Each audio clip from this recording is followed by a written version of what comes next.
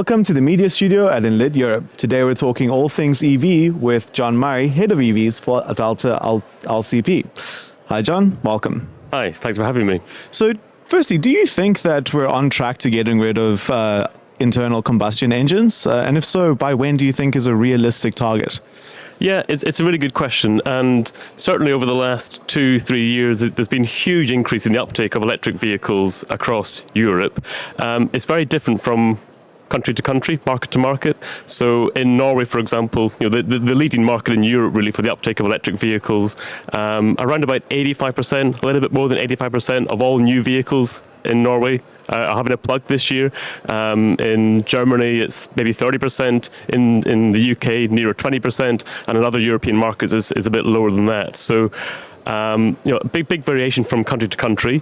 But if you look at that, if you consider that in terms of overall vehicles on the road, from a European perspective, it's still only around about 3% of cars on the road today have got a plug. So we're still very much in the foothills of the transition towards electric mobility. In terms of the transition, in terms of the type of tech that's been coming out lately, vehicle-to-grid technology has really been showing some promise. What do you think this shows us about the role of electric vehicles when it comes to grid management? Yeah, so electric vehicles, they're going to come en masse over the next years. They're definitely going to require more in the way of electricity demand on the grid, which will require much more in the way of electricity generation. So yeah, that's one thing that's we're going to have to account for. But clearly, electric vehicles, essentially they're batteries on wheels, and 95% of the time these cars are stationary.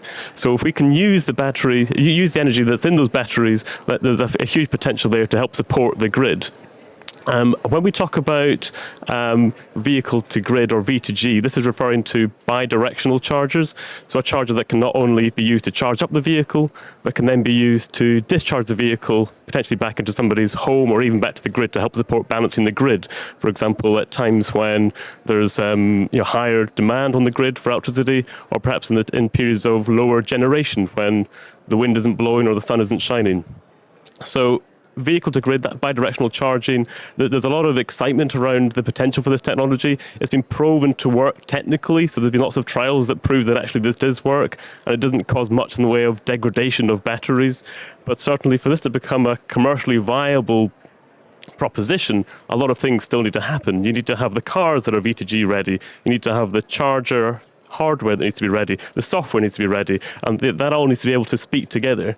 And of course, you need to engage the customers, the drivers themselves. They need to be motivated to give up some element of control to allow the vehicles to be charged in a sort of flexible manner. So there's lots of things that still need to happen. It's a very exciting technology. I think it will come. It's more just a question of when it's going to come and to what extent.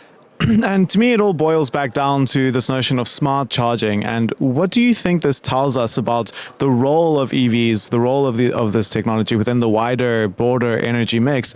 And do you think that it will really drive home the true value of electric vehicles as we proceed with net zero? Yeah, so electric vehicles are coming, and smart charging is going to be an integral part of that. And if we can do smart charging in a really intelligent way, that's going to increase the value proposition associated with electric vehicles. And actually, smart charging is something that is happening today. This is not V2G bidirectional charging, but smart charging where you can just shift the timing of when the vehicle is plugged in and when it's actually charging up the vehicle. And even today, in different countries, you've got time of use tariffs where you can get cheap rates overnight where the electricity demand is lower.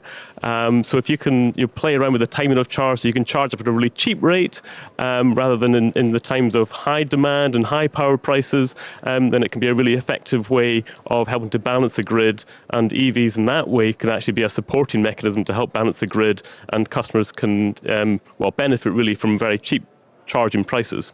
Well, thank you so much for joining us and sharing some of your insights. It's been very good talking to you. Delighted to. Thank you.